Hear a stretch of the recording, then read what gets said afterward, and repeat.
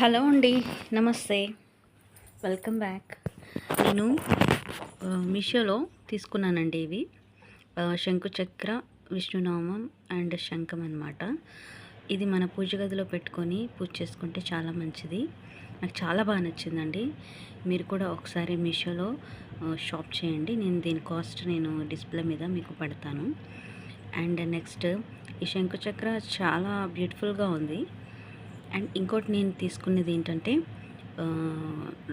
2 statues అండి. నేను actually వినాయకుడి స్టాచ్యూ అండ్ లక్ష్మీ అమ్మవారి స్టాచ్యూ పెట్టాను, కానీ బై మిస్టేక్ రెండు సేమ్ వచ్చేసాయి.